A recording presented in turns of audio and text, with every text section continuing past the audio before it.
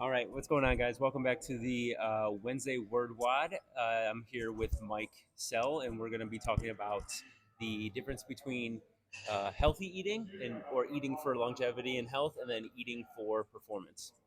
Yeah. Yeah, So, what do you think when you think about healthy eating? What immediately comes to mind for you? fruits and vegetables. Fruits and vegetables. Yes. Um, for me, what comes to mind for me or the general public? Both. Okay, for me, healthy eating usually comes with a leaner meat, so chicken, maybe 93.7 ground beef, uh, leaner ground turkey, ground chicken, so leaner protein sources, um, tons of fruits and vegetables, so foods with high volume, low calorie, and fiber. Yeah. How about you? That's a great answer. I'm going to approach this question a little bit differently. Okay. So, I'll just go right into the comparison. There's a lot of overlap between healthy eating as well as performance based eating. So, for example, the most important principle for both comes down to energy balance. So there's been case studies where an individual ate nothing but Twinkies and protein shakes, but he was in a calorie deficit. He was overweight, which led to some health decline as far as his lipid profile, his blood pressure, his resting heart rate, his A1C. Even though he was eating Twinkies for a long period of time, he was in a deficit, he lost a lot of weight. All those markers improved. I improved all my markers on a Chick fil A only diet because I lost body fat.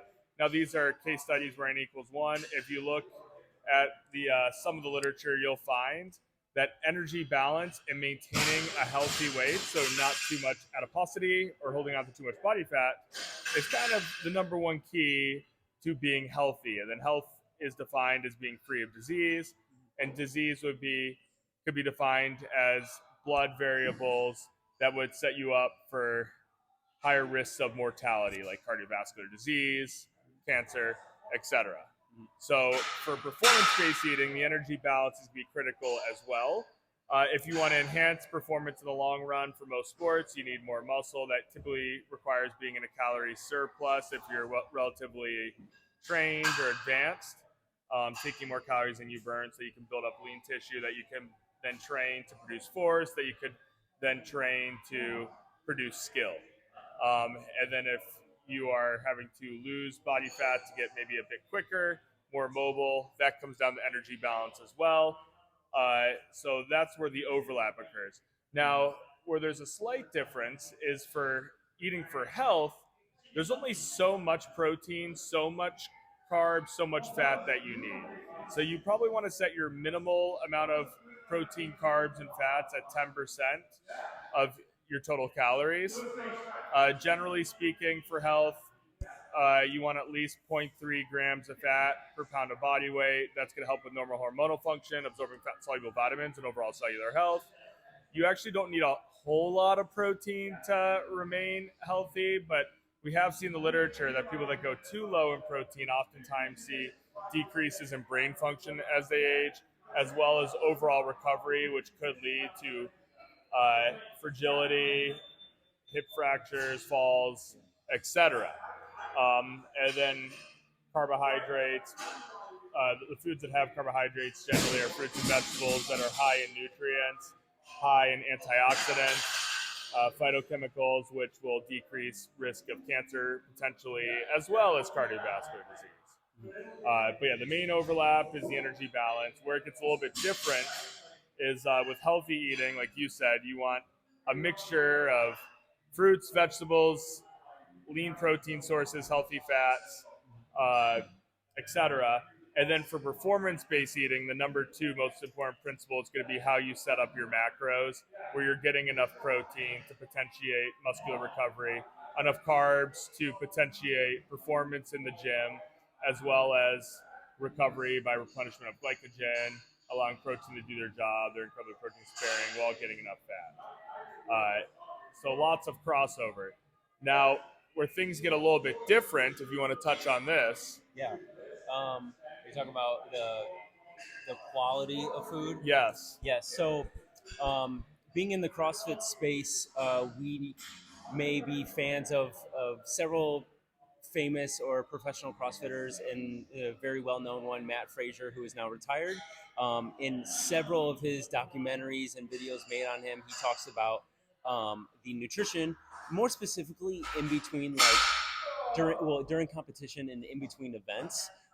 He's known for getting the powder form of Gatorade and making his own version of Gatorade, but just very saturated and just kind of like a sludge, which is kind of gross. It's more Yeah. like it's more like a slushy of that Gatorade powder mixed with water.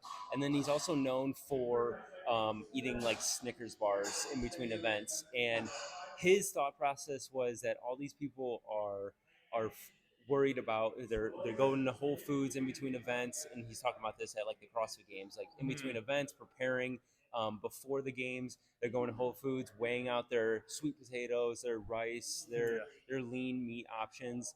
And what to his point is that in when it comes to the CrossFit Games, where you're doing anywhere from 9 to, I think the most that they've done in a week, from a Wednesday to like a Sunday, is 15 events within like a 4 to 5 day span.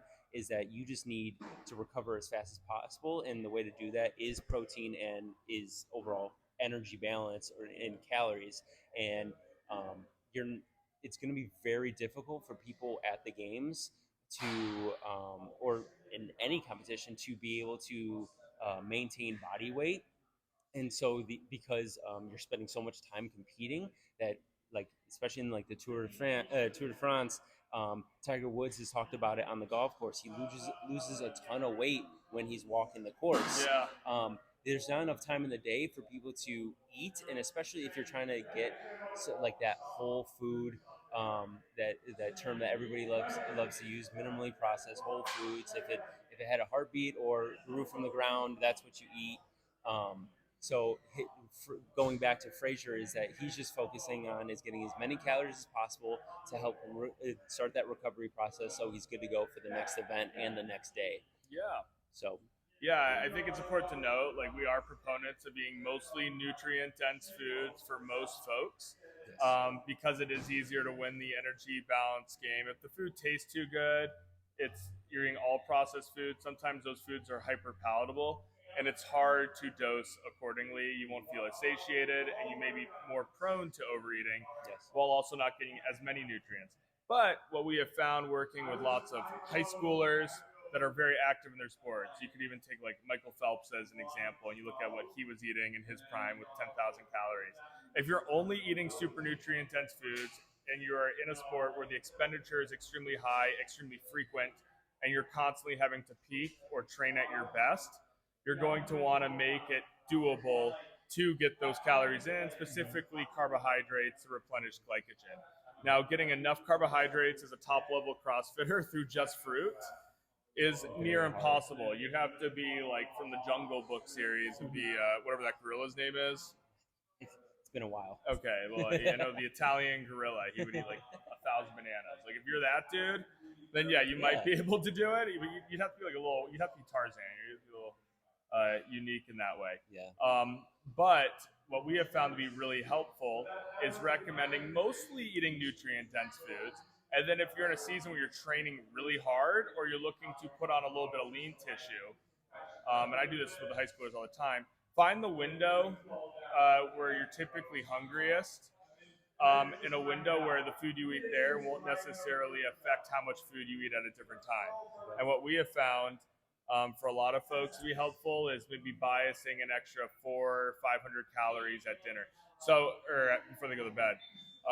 Now, the reason for this is if I tell a high schooler or an athlete, just add 500 calories, well, oftentimes ends up happening is if they add it early in the day, that will just end up decreasing the amount of calories they eat at other meals because they're going to be full for a while. Yeah, everything gets pushed back, and then it all balances. So a simple solution would be, okay, I've maintained weight for a while. I want to put on a little bit more lean tissue. I'm doing a pretty good job hitting enough protein, enough fat in my diet. Maybe before I go to bed, I'll add a couple packs of oatmeal or even like a sugary cereal or some frozen yogurt and a protein shake. So if you're able to find a way to eat like a somewhat palatable, tasty 500 calorie snack right before you go to bed and it doesn't affect behavior elsewhere, that would be in total about 3,500 calories per week, which comes out to about a pound of weight gain per week.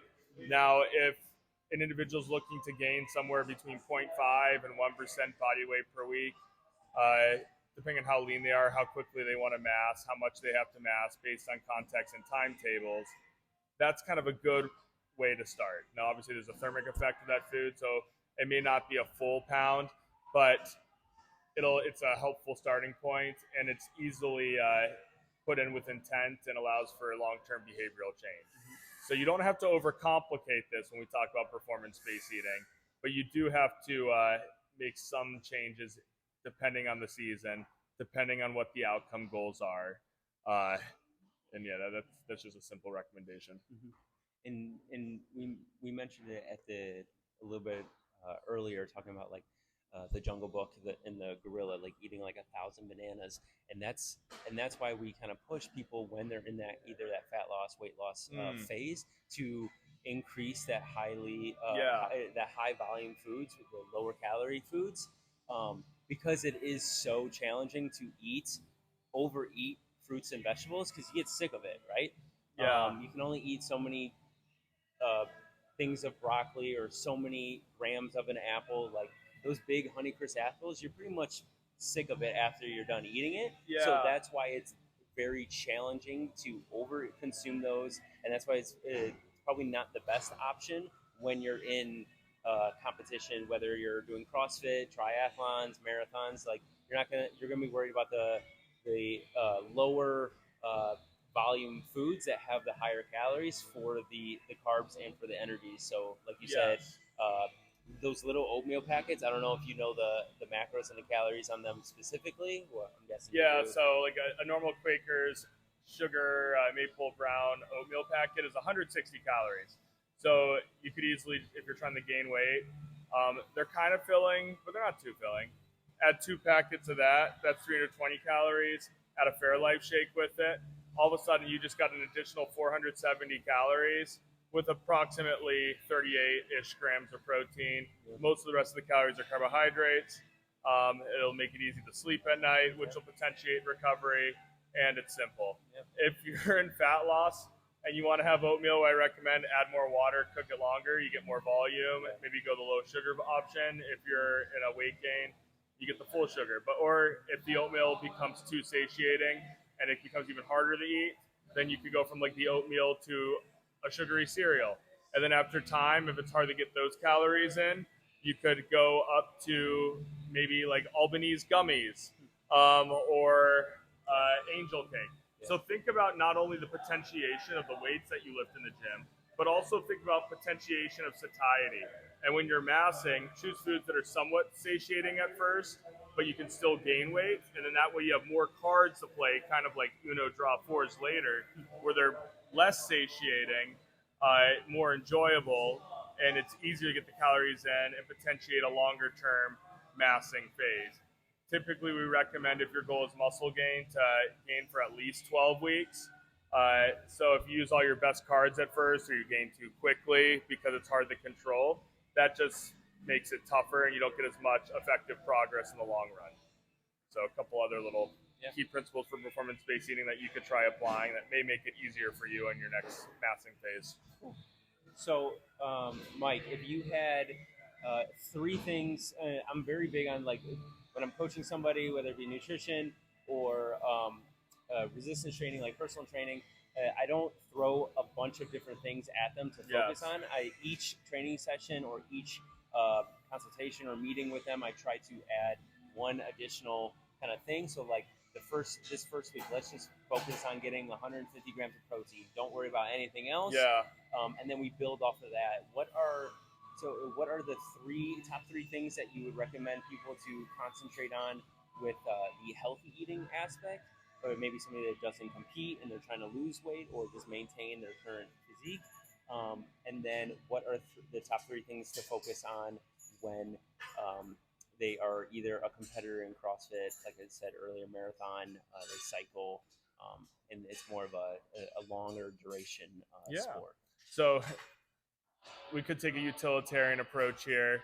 Obviously, context is going to be important. Yes. So what I recommend is look at yourself and think, what's the simplest variable change I can make that's specific that creates the most delta change? So like you said, if you throw too many variables and maybe like some of those variables move the needle like 1%, 2%, but they take a lot of decision-making fatigue, what's the point, right? So number one thing I would probably recommend starting with is analyze your protein. And is that for both? I'd probably say for both. Okay. Protein's extremely satiating, which makes energy balance easier. It gives people energy as well. And then also for performance in the gym, overall recovery. Okay. So I think that's a good starting point. If you're way under your protein needs, then maybe you just try to add an additional 25 grams of protein the first week and see how that goes. And do it in the form of a protein source that you enjoy, right? If you're looking for health and you never eat vegetables, maybe a good goal would be find one vegetable that you can kind of stomach and add it in a smoothie each morning where you don't even taste it. And try to do that one time per day. Yeah. So, and then kind of give another example like that. And you were talking about, like, say you're severely undershooting your protein goal. Say you're a 150-pound person, and I guess the universal goal in fitness is like 1 gram per pound of body weight. So, say you're getting half of that. Say you're around 75 or 80 grams of protein per day. We don't recommend going straight up to 150 because it's going to be that much more challenging. Yep. You can think of this example. It's like, okay, I want to get better at push-ups. Week 1, I'm doing 50 push-ups on day 1, and then week 2, you jump right up to 100 push-ups on day 1.